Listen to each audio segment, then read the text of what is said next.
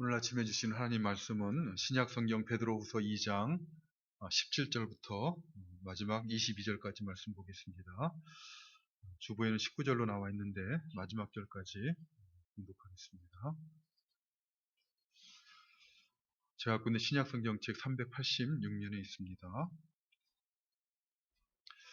오늘 본문 말씀 찾으신 줄 알고 베드로후서 2장 17절부터 마지막 22절까지 말씀 공독해 드립니다.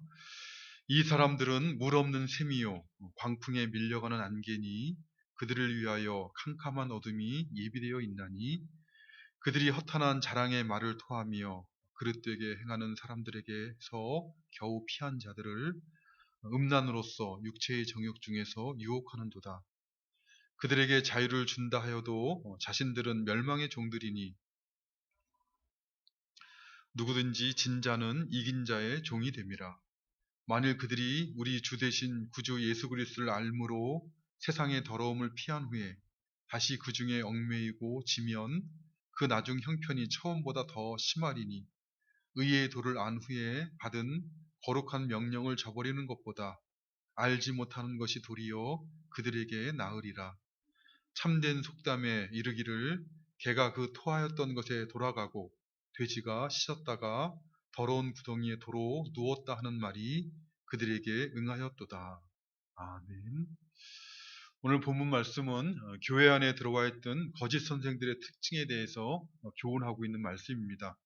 특별히 거짓 선생들의 언어 생활, 그들이 하는 말이 갖고 있는 특징이 무엇인가 하는 것을 교훈하고 있는 말씀입니다. 우리가 이미 살펴보았던 것처럼 이 베드로후서를 기록할 당시 사도 베드로는 자신의 죽음이 가까이 왔다는 것을 인식하고 있었습니다. 그가 노년이 되었기 때문에 장막을 벗을 날이 임박하였다라는 것을 알았던 것인지 아니면 오늘날 우리가 알고 있는 것처럼 네로 황제 치하에 그가 순교당할 것을 예상하고 그걸 알고 있었는지는 알 수가 없지만 아무튼 베드로 사도는 자신이 육신의 장막을 벗어날 날이 가까이 오고 있다는 것을 인식하고 있었습니다. 그리고 그는 무엇보다 먼저 자신이 이렇게 자신이 죽고 난 후에 자신이 장막을 떠난 후에 남겨질 교회를 생각하였습니다. 자신이 육신의 장막을 떠난 후에 자신이 전한 복음을 듣고 세워진 교회, 믿음의 형제들이 어떻게 신앙생활을 할 것인가를 생각해 보니 그는 당시 교회 안에 들어와 있던 거짓 선생들의 유혹을 염려하지 않을 수 없게 되었습니다.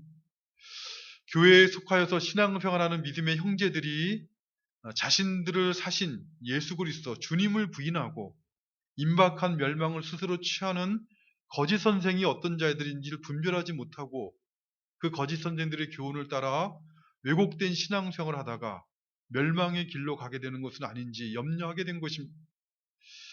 사실 베드로 사도는 당시 교회에 속해 있는 사람들 중에 적지 않은 사람들이 거짓 선생들을 따르게 될 것을 알고 있었습니다. 어떻게 그것을 우리가 알 수 있습니까? 우리가 이미 살펴본 베드로후서 2장 2절 말씀을 보면 여럿이 다수의 사람들이 그들이 호색하는 것을 거짓 선생들이 호색하는 것을 따르리니라고 예언적으로 교훈을 하고 있습니다. 이 말씀을 생각할 때 베드로 사도는 자신이 죽은 후에 다수의 사람들이 거짓 선생을 따르게 될 것이라는 것을 알고 있었고 그렇기 때문에 그는 이제 거짓 선생들에 대해서 교훈을 하지 않을 수 없게 된 것입니다. 이러한 생각, 이러한 입장은 당시에 동시대를 살고 있던 사도 바울도 마찬가지였습니다. 사도행전 20장 29절부터 31절 말씀을 보면 순교를 각오하고 예루살렘을 올라가던 사도 바울은 에베소 교회 장로들을 밀레도로 불러서 그들에게 교훈하는 중에 이런 말을 합니다.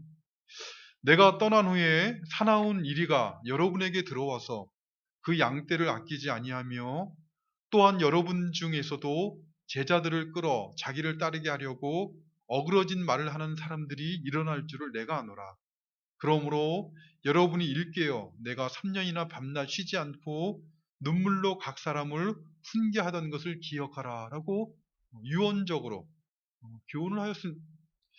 사도 바울도 자신이 떠난 후에 에베소 교회에서 자신이 3년이나 밤낮 쉬지 않고 복음을 전하여서 세워진 그 에베소 교회에서 믿는 제자들을 끌어서 자기들을 따르게 하려고 어그러진 말을 하는 사람들이 일어나게 될 줄을 내가 안다라고 밝혔습니다. 어떤 사람들이 바로 그렇게 믿는 제자들을 끌어들여 자기를 따르게 하려고 어그러진 말을 하는 사람들입니까? 그들이 바로 베드로 사도가 오늘 본문에서 경계하고자 하는 거짓 선생들인 것입니다. 에베소 교회 교인들을 유혹하여서 자기를 따르게 하려고 어그러진 말을 하는 자들, 곧 거짓 선생들이 많이 일어날 것이니, 그러니 베드로 사도 바울은 장로들에게 교훈하기를 기억하라는 것이죠. 내가 3년이나 밤낮 쉬지 않고 눈물로 훈계하던 그 교훈을 기억하고 그 교훈의 근거에 분별하여서 그들을 따르지 말라라고 교훈하였던 것입니다. 베드로 사도도 오늘 본문에서 마찬가지입니다. 베드로 사도는 자신이 육신의 장막을 떠나면 교회 안에 거짓 선생들이 일어나서 많은 사람들을 미혹할 것을 미리 알고 있었고, 그렇기 때문에 베드로 사도는 거짓 선생들의 영적인 특징에 대해서 오늘 본문에 교훈을 하고자 하는 것입니다. 왜 거짓 선생들이 가진 영적 특징에 대해서 교훈을 하고자 하는 것이겠습니까? 거짓 선생이라고 해서 스스로 자기를 거짓 선생이라고 하는 자들은 없기 때문인 것입니다. 아니, 거짓 선생들은 진짜보다 더 진짜인 것처럼 자신을 포장할 것입니다. 그러므로 베드로 사도는 거짓 선생들을 분별할 수 있는 영적인 특징이 무엇인가를 교훈하여서 후대를 살아가는 신자들로 하여금 그들을 분별하고 멀리하라라고 교훈하고 있는 것입니다. 베드로 사도는 먼저 거짓 선생들의 행위에서 나타나는 특징이 무엇인가를 교훈하였습니다. 우리가 이미 살펴본 것처럼 거짓 선생들은 그들의 행실에 있어서 그들의 행실을 살펴보면 마음의 교만함으로부터 나오는 비방과 비난의 행위를 두려움 없이 하는 것이 한 가지 특징이요. 또한 그들의 마음의 탐욕으로부터 나오는 그런 행위의 열매로서 그들은 불의의 싹스를 사랑하는 그런 행위를 하는 것이 또 다른 특징이라고 교훈하였습니다. 영광의 복음을 증거하는 자들을 비방하는 것은 물론이거니와 일반적으로 다른 사람들을 비난하거나 비방하는 행위, 그리고 불의의 싹스를 사랑하는 그런 행위들은 거짓 선생들이 하는 행위의 영적인 특징이니, 그런 행위를 하는 사람들을 잘 분별하여서 멀리하고 그 가르침을 따르지 말아야 될 것을 교훈한 것입니다. 그리고 이어지는 오늘 본문에서 베드로 사도는 이제 그들이 하는 거짓 선생들이 하는 언어, 그들이 하는 말이 가지는 특징이 무엇인가 하는 것을 교훈하고 있습니다. 사람이 어떤 사람인가 하는 것은 그가 하는 행위뿐만이 아니라 그가 하는 말이 갖고 있는 영적인 특징이 무엇인가를 분별하여 깨닫게 되면 그 사람이 어떤 사람인가 하는 것을 우리는 분별할 수가 있는 것입니다. 먼저 오늘 본문을 시작하는 17절 말씀을 보면 이 사람들은 물 없는 샘이요 광풍에 밀려가는 안개이니 그들을 위하여 캄캄한 어둠이 예비되어 있나니 라고 교훈하고 있습니다. 어떤 사람들이 물 없는 샘이요 광풍에 밀려가는 안개라 라고 말씀하고 있는 것입니까? 이 사람들은 물 없는 샘이요 광풍에 밀려가는 안개니 라고 말씀하였으니 바로 이 사람들이 물 없는 샘이요 광풍에 밀려가는 안개라는 것이죠. 이 사람들은 바로 앞에서 언급한 불의의 싹스를 사랑하던 부올의 아들 발람의 길을 따르는 사람들이요, 또 그 앞에서 언급한 당돌하고 자긍하며 떨지 않고 영광 있는 자들을 비방하는 자들입니다. 이 사람들을 한마디로 말한다면 1절에서 밝히고 있는 것처럼 자기들의 사신주를 부인하고 멸망을 스스로 취하는 거짓 선생들을 의미하는 말입니다. 근데 이 거짓 선생들은 어떻다는 것입니까? 그 거짓 선생들은 물 없는 샘이요 광풍에 밀려가는 안개와 같다라고 비유적으로 교훈을 하고 있습니다. 샘이란 물이 있어야 되는 것이죠. 샘을 찾아가는 사람들은 샘 자체를 찾아가는 것이 아니라 샘에 물이 있기 때문에 샘에 있는 물을 찾아가는 것입니다. 샘을 찾는 사람들은 소망을 가지고 샘을 찾아갑니다. 샘에 가면 물이 있을 것이요, 그 물을 마시면 자신의 갈증을 풀고 만족함을, 시원함을 누릴 수 있을 것이라는 소망을 가지고 찾아가는 것입니다. 그런데 만일 샘을 찾아갔는데 물이 없으면 어떻게 되는 것입니까? 낙망하게 되겠지요. 갈증이를 느끼던 목은 더 큰 목마름을 느끼게 될 것이요. 그래서 그 목마름의 고통은 배가 되고 그는 소망을 잃어버리고 힘이 빠지고 죽을 것 같은 그런 상황이 될 것입니다. 그런데 이 거짓 선생의 가르침이 바로 그러하다는 것이죠. 거짓 선생을 따르게 되면 그러하다는 것입니다. 그들의 말을 들어보면 그 가르침을 따르기만 하면 순종하기만 하면 인생의 갈증을 풀고 참 만족과 행복을 누릴 수 있을 것 같습니다. 그래서 그들의 가르침을 따르면 생수를 마실 수 있을 것이라는 소망을 가지고 열심을 내며 따를 수도 있을 것입니다. 그러나 그 실상, 그 결과, 그 열매는 어떻다는 것입니까? 거짓 선생의 말을 따르게 되면 결국 그가 가진 인생의 목마름이라는 고통은 배가 될 것이요. 하늘나라에 대한 소망은 허무하게 무너져 버리게 되고 살아있으나 죽은 자와 마찬가지인 것처럼 그렇게 신앙생활하며 살아가게 만들어 버린다는 것입니다. 그러나 그것이 다가 아닙니다. 거짓 선생들은 물없는 샘과 같을 뿐만 아니라 또한 그들은 광풍에 밀려가는 안개와 같다라고 말씀하고 있습니다. 공기 중에 수증기가 차가운 공기를 만나 생기는 이 안개는 주로 일교차가 높고 바람이 없는 아침에 잘 생긴다고 합니다. 안개가 끼게 되면 어떻게 됩니까? 안개가 자욱하게 끼게 되면 시야를 가리게 되죠. 런던의 경우에 심하게 안개가 끼면 자기 팔을 앞으로 쭉 내뻗으면 자기 팔을 볼 수 없을 정도로 그렇게 심하게 안개가 끼게 된다고 합니다. 안개가 끼게 되면 모든 것이 다 안개 속에 가리어서 앞을 보지 못하게 됩니다. 이 세상의 모든 것이 다 그 안개 아래, 안개의 영향 아래 다 갇혀 있는 것 같고 안개가 모든 것을 다 장악하고 있는 것처럼 보인다는 것입니다. 그러나 해가 뜨고 바람이 불면 어떻게 됩니까? 바람이 불기 시작하면 안개는 온 세상을 다 점령한 것 같은 이 안개는 힘없이 밀려가기 시작합니다. 회오리 바람처럼 강풍이라도 한번 불면 언제 있었냐는 듯이 순식간에 다 사라져버리는 것이 안개입니다. 거짓 선생들의 가르침이 다 그렇다는 것이죠. 거짓 선생들의 가르침에는 무엇인가 어떤 능력이 있는 것 같고 그들의 가르침을 따르면 잠깐이라도 무엇인가를 이루고 세상에서 어떤 성공을 이룬 것 것처럼 그렇게 보이지만 그러나 그들의 가르침을 따르게 되면 어느날 흔적도 없이 사라져버리는 안개와 같다는 것을 그들의 가르침이 그렇다는 것을 알게 된다는 것입니다. 그러면 그들의 앞날에 예비되어 있는 것은 빛이 아니라 캄캄한 어둠이라 이렇게 말씀하고 있습니다. 그들의 마른 목을 사람들의 마른 목을 시원하게 해줄 생수가 아니라 그들 앞에는 하나님의 심판이 기다리고 있고 그들이 말하는 것처럼 영원한 생명이 아니라 어두운 지옥의 심판이 그들을 기다리고 있다는 것입니다. 베드로 사도는 이어지는 18절과 19절에서는 이 거짓 선생들의 입에서 나오는 말들이 참으로 물 없는 샘이요 광풍에 밀려가는 안개와 같다는 것을 구체적으로 교훈을 하고 있습니다. 먼저 18절과 19절 말씀을 보면 그들이 허탄한 자랑의 말을 토하며 그릇되게 행하는 사람들에게서 겨우 피한 자들을 음란으로써 육체의 정욕 중에서 유혹하는도다. 그들에게 자유를 준다 하여도 자신들은 멸망의 종들이니 누구든지 진 자는 이긴 자의 종이 됨이라 라고 교훈하고 있습니다. 거짓 선생의 말을 들어보면 그들이 하는 말의 특징은 두 가지인데 하나는 18절에서 교훈하고 있는 것처럼 허탄한 자랑의 말을 한다는 것이요. 다른 하나는 19절에서 교훈하고 있는 것처럼 사람들에게 자유를 준다라고 말을 한다는 것입니다.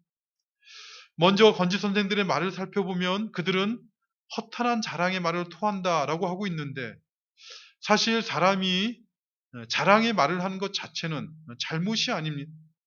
신자도 자랑의 말을 할 수가 있습니다. 아니 신자도 자랑을 할 수 있어야 됩니다. 문제는 무엇을 자랑할 것인가 하는 것이 문제입니다. 신자는 무엇을 자랑하며 인생을 살아야 되는 것입니까? 고린도후서 1장 29절에서 아무 육체도 하나님 앞에서 자랑하지 못하게 하려 하셨다라고 교훈하였던 사도 바울은 이어지는 30절과 31절에서 교훈하기를 신자들에게 믿음의 형제들에게 이렇게 교훈합니다. 너희는 하나님께로부터 나서 그리스도 예수 안에 있고 예수는 하나님께로부터 나와서 우리에게 지혜와 의로움과 거룩함과 구원함이 되셨으니 기록된 바 자랑하는 자는 주 안에서 자랑하라 함과 같게 하려 함이라 라고 교훈하고 있습니다. 그러니까 예수 그리스도 안에 있는 신자들은 자랑하되 어떻게 자랑하는 것입니까? 주 안에서 자랑하라는 것입니다. 이 주 안에서 자랑하라는 말은 다른 무엇으로 인해 자랑하는 것이 아니라 주님으로 인해서 주님이 나에게 구원이 되시고 주님이 나에게 의로움이 되시고 지혜가 되시고 주님이 나에게 거룩함이 되신다는 것에 대해서 그 주님으로 인해 자랑하고 또 주님을 모르는 사람들처럼 자랑하는 것이 아니라 주님을 아는 사람처럼 나에게 지혜가 되시고 의로움이 되시고 거룩함이 되시는 구원함이 되시는 주님이 누구신가를 아는 사람들답게 주 안에 있는 자답게 자랑하라라고 교훈하고 있는 것입니다. 실제로 사도 바울은 고린도후서 11장 30절에 보면 내가 부득불 자랑할진대 나는 내가 약한 것을 자랑하노라 라고 고백하였고 고린도후서 12장 5절에서는 나를 위하여는 약한 것들 외에 나는 자랑하지 아니하리라 라고 고백을 하고 있습니다. 사도 바울은 자신이 하나님께로 받은 환상과 계시가 있어서 자랑할 만하지만 자신이 복음을 전하면서 나타난 그 능력과 기적들이 있어서 자랑할 만하지만 그러나 바울은 그것들을 자랑하지 않고 자신이 갖고 있는 약한 것들, 곧 자신의 몸에 있었던 육체의 가시라라고 그가 말하고 있던 질병들, 자신이 복음을 위해 수고하는 동안 여러 번 자지 못하고 줄이며 목마르고 여러 번 굶고 춥고 헐벗었던 것들을 자랑한다라고 말을 하고 있는 것입니다. 주 안에 있지 않는 사람들은, 육체에 속한 사람들은 그런 것들이 어떻게 자랑거리가 되는가라고 반문할 것입니다. 그러나 사도 바울은 그것이 바로 내가 주 안에 있다는 증표요. 그것들이 내가 바로 주 안에서 자랑하는 것이다 라고 고백하였던 것입니다. 신자는 주 안에 있다는 것이 무엇인지 모르는 사람들이 자랑하는 그 무엇이 아니라 자신이 주 안에 있다는 것을, 자신이 주 안에 있다는 것을 증거하는 증표들을 자랑하는 것입니다. 구약성경 예레미야 9장 23절 이하의 말씀을 보면 하나님께서는 또한 예레미야 선지자를 통해서 하나님의 백성 이스라엘에게 이렇게 교훈하십니다. 여호와께서 이와 같이 말씀하시되 지혜로운 자는 그 지혜를 자랑하지 말라. 용사는 그의 용맹을 자랑하지 말라. 부자는 그의 부함을 자랑하지 말라. 자랑하는 자는 이것으로 자랑할지니 곧 명철하여 나를 아는 것과 나 여호와는 사랑과 정의와 공의를 땅에 행하는 자인 줄을 깨닫는 것이니라. 나는 이 일을 기뻐하노라. 하나님의 백성들은 자랑을 하는 것이죠. 무엇을 자랑하는 것입니까? 자신의 지혜를 자랑하는 것입니까? 자신이 갖고 있는 용명이나 자신에게 주어진 재산을, 부함을 자랑하라는 것입니까? 하나님께서 말씀하시기를 그 지혜나 용명이나 부함이 아니라 여호와 하나님을 아는 것을 자랑하라는 것입니다. 여호와 하나님은 사랑과 정의와 공의를 땅에 행하는 자인 줄을 알고 있다는 것을 자랑하라는 것입니다. 여기 알고 있다는 것은 체험한다는 것을 말합니다. 여호와 하나님의 사랑을 체험적으로 맛보아 안다는 것을, 그것을 자랑하고 여호와 하나님께서 내가 알고 살고 있는 이 세상 가운데서 정의와 공의를 행하시는 분이신 것을 내가 체험적으로 맛보아 알고 있다는 것을 자랑하라라고 말씀하고 있는 것입니다. 그런데 거짓 선생들은 무엇을 자랑한다라고 말씀하고 있습니까? 그들은 허탄한 자랑의 말을 토한다라고 말씀하고 있습니다. 여기 허탄하다 이 말의 뜻은 문자적으로는 비어있다, 무의미하다 또는 허무하다라는 뜻입니다. 전도서를 보면 전도자가 전서를 시작하자마자 선포하고 있는 말씀이 무엇입니까? 헛되고 헛되며 헛되고 헛되니 모든 것이 헛되다 이렇게 선포하고 있습니다. 전도자가 말하고 있는 헛되다 이 말과 동일한 말이 바로 오늘 본문에서 거짓 선생들이 토하는 그 자랑의 내용인 허탄한이라는 것입니다. 이 허탄하다, 허무하다, 헛되다 이 말은 우리가 많이 듣고 또 쉽게 말은 하지만 그러나 사실 사람들은 이 말이 무슨 뜻인지, 이 말의 의미가 무엇인지 참으로 이해하고 살아가는 사람들은 사실 찾아보기가 매우 힘듭니다. 그만큼 어렵다는 말이죠. 허무하다는 것이 무엇인가를 이해하는 것은 매우 어려운 것입니다. 이 말은 목이 말라서 물이 있는 샘을 찾는 사람이 땀 흘리고 수고해서 열심히 노력해서 샘을 찾았는데 그 샘이 물이 없는 샘이라는 것을 깨닫게 될 때에나 그제나 겨우 조금 이해하는 것이 이 허무라는 것, 허탄이라는 말입니다.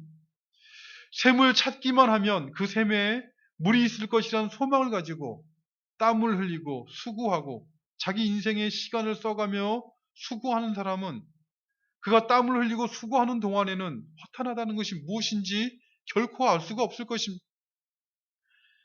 그 샘을 찾아서 그 샘이 물이 없다는 것을 깨닫기 전까지는 그 샘을 찾아가는 동안은 허무라는 것이 무엇인지 알 수 없다는 것입니다. 일반적으로 그렇기 때문에 사람들은 언제 인생의 허무함을, 허탄함을 느끼게 되는 것입니까? 젊었을 때, 힘이 있을 때, 샘을 찾아 달려갈 힘이 있을 때 느끼는 것이 아니고 인생을 거의 다 살고 힘이 없어서 마음대로 움직이지 못한 노년이 될 때에나 겨우 조금 그 말이 무슨 뜻인 것을 이해하는 것입니다. 그런데 거짓 선생들은 이 허탄한 말로 허탄한 말을 토하는 것이죠. 그들은 왜 허탄한 자랑의 말을 토하는 것입니까? 그 이유는 목적이 있는데 바로 유혹하기 위한 것이죠. 미혹하기 위한 것입니다. 어떤 사람들을 유혹한다는 것입니까? 오늘 보면 18절 말씀을 보면 그들이 허탄한 자랑의 말을 토하며 그릇되게 행하는 사람들에게서 겨우 피한 자들을 음란으로서 육체의 정욕 중에서 유혹하는도다라고 말씀하고 있습니다. 거짓 선생들이 허탄한 자랑의 말을 하는 이유는 유혹하기 위한 것이요. 누구를 유혹하기 위한 것인가 하면 그릇되게 행하는 사람들에게서 겨우 피한 자들을 유혹한다라고 말씀하고 있습니다. 여기 그릇되게 행하는 사람들은 하나님을 부인하고 대적하면서 우상을 숭배하는 이방인들, 불신자들을 의미하는 것이죠. 하나님을 부인하고 우상을 섬기는 불신자들에게서 겨우 피한 자들, 그들은 어떤 사람들입니까? 그들은 교회 안에 들어와 있는 초신자들을 의미하는 것입니다. 연약한 신자들을 말하는 것이죠. 아프리카 초원 같은 데서 아프리카 초원 같은 데 사는 사자와 같은 육식 동물들이 영양이나 얼룩말 같이 약한 동물들, 초식 동물들 잡아먹을 때 어떤 동물들을 잡아먹습니까? 영양이나 얼룩말, 무리 중에서 가장 약한 동물을 잡아먹습니다. 마치 사자들이 가장 약한 동물을 잡아먹는 것처럼 거짓 선생들은 허탄한 자랑의 말을 토하여서 교회 내에서 가장 연약한 그리스도인들을 먹잇감으로 노려서 그들을 유혹한다라고 말씀하고 있는 것입니다. 어떻게 유혹하는가 하면 음란으로서 육체의 정욕으로 유혹한다라고 말씀하고 있습니다. 여기 음란으로서 육체의 정욕으로 유혹한다는 것은 그 사람의 마음에 원하는 대로 그 마음에 있는 육체의 욕심을 가지고 유혹한다 이런 뜻입니다. 마치 사람이 낚시를 할 때 어떻게 합니까? 낚시할 때 바늘에 지렁이나 떡밥 같은 물고기들이 좋아하는 미끼를 끼워서 그 미끼로 물고기들을 유혹하는 것이죠. 그래서 물고기들로 하여금 그 미끼를 물게 하여서 그 물고기를 잡지 않습니다. 마찬가지로 거짓 선생들은 교회에 속한 연약한 그리스도인들을 유혹할 때 그 어떻게 유혹하는가 하면 그들 안에 있는 마음의 소원을 이루어올 것 같은 육체의 욕심을 이루어질 것 같은 말로 유혹을 한다는 것입니다. 일반적으로 사람들은 자기의 마음의 소원대로 살기를 원하고 자기 마음의 소원을 이루는 것이 가장 좋은 것이요 가장 선한 것이라고 생각하고 자기 인생을 살아갑니다.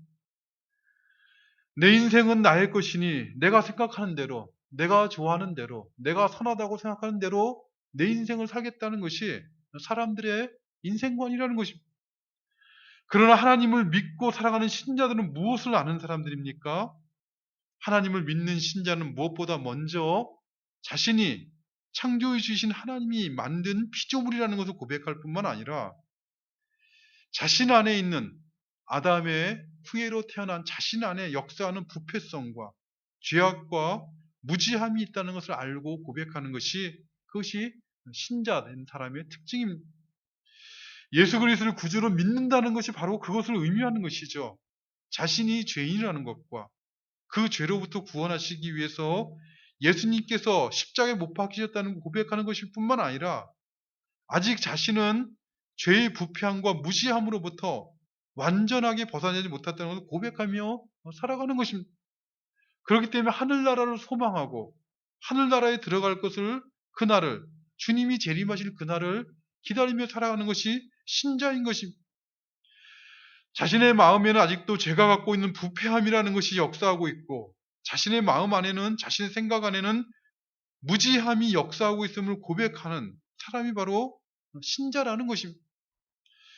그렇기 때문에 아직 무지함과 부패함이 역사하고 있는 자기 마음의 소원대로 사는 것이 가장 좋은 것이 아니라는 것을 고백할 줄 알아야 그래야 그가 신자입니다. 그래야 그는 하나님 자신의 생각과 자신의 뜻이 아니라 자신의 소원대로 사는 것이 아니라 하나님의 뜻이 무엇인가를 분별하게 되고 하나님의 뜻에 순종하고자 하는 그런 마음을 가지고 믿음으로 살아갈 수 있는 것입니다. 그런데 아직 연약한 신자들은 어떻습니까?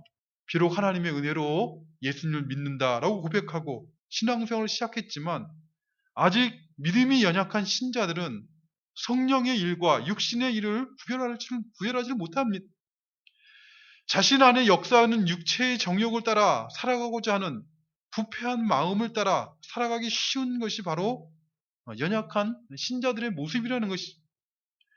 여기에 거짓 선생들이 신앙의 이름으로 신앙적인 용어를 사용하여서 그들의 육체의 정욕을 만족시켜준다는 말로 그들을 유혹하는 것입니다. 육체의 일과 성령의 일을 구별하지 못하는 연약한 신자들의 귀를 즐겁게 하고 그들의 마음의 욕심을 만족시켜주는 거짓 교훈으로 유혹하기 위해서 거짓 선생들은 허탄한 자랑의 말을 하는 것입니다. 특별히 신앙적으로 영적으로 사기를 치는 거짓 선생들은 세상의 것들을 가지고 육신의 정욕을 만족시켜주는 세상의 것들을 가지고 자랑을 하는 것이죠. 사람으로 자랑하고 건물로 자랑하고 재물로 돈으로 자랑하고 명예로 자랑을 합니다. 자신의 교훈을 따르게 되면 세상적인 만족을 얻을 것이요 세상에서 자랑할 만한 사람이 될 것이라 라고 유혹하는 것입니다. 그러나 허탄한 자랑의 말을 토하는 거짓 선생들은 아무리 세상적인 자랑을 하여도 결국 그들은 물없는 셈이요 강풍에 밀려가는 안개와 같다라고 교훈하고 있는 것입니다. 이것을 기억하고 신앙생활할 것을 베드로 사도가 믿음의 형제들에게 교훈하고 있는 것입니다. 성령의 생각과 육신의 생각이 무엇인가를 구별하시면서 내 안에서 아직 죄의 영향으로부터 완전히 벗어나지 못한 내 안에서 역사하고 있는 그 부패한 마음을 만족시켜 주거나 내 안에서 역사하는 육체의 정욕을 만족시켜 주고자 하는 그러한 교훈을 따라가는 것이 아니라 하나님께서 기뻐하시는 일이 무엇인가를 분별하며 은밀하게 보시는 하나님 앞에 자신의 믿음을 지켜나갈 줄 아는 우리 모두가 되시기를 간절히 바라는 것입니다. 아버지 하나님 감사합니다. 이 땅 가운데 살아가는 저희들이 그저 이 땅만 바라보고 육신의 정욕의 일을 추구하다가 허무하고 헛된 인생 살아가지 아니하도록 군보다 귀한 믿음을 주셔서 하늘을 바라보게 하시고 또 진리의 말씀으로 저희들을 교훈하여 주심으로 생명의 길을 걸어갈 수 있도록 은혜 베풀어 주심을 감사드리옵나이다. 참으로 이 땅 가운데 우리가 살아가나 이 세상에 속한 자들이 아니라 영원하신 하나님 나라에 속한 하나님의 자녀인 것을 날마다 기억하고 하나님의 자녀답게 선과 악을 분별하고 성령의 생각과 육신의 생각이 무엇인가를 분별하며 하나님께서 기뻐하시는 일을 취할 줄 아는 삶을 살아가는 저희 모두 되어줄 수 있도록 도와주시옵소서. 우리 안에 있는 연약함과 육신의 생각을 따라가고자 하는 그런 연약함을 아시는 주님께서 날마다 성령으로 우리 마음 붙잡아 주시고 교훈하여 주심으로 생명의 길을 걸어가는 기쁨과 감사와 생명의 길을 걸어가는 자들에게 약속하신 때를 따라 베푸시는 하나님의 은혜의 풍성함을 알아가는 저들 되도록 도와주시옵소서. 예수님의 이름으로 기도드리옵나이다. 아멘. 우리 같이 일어나셔서 찬송가 215장 찬양드립니다.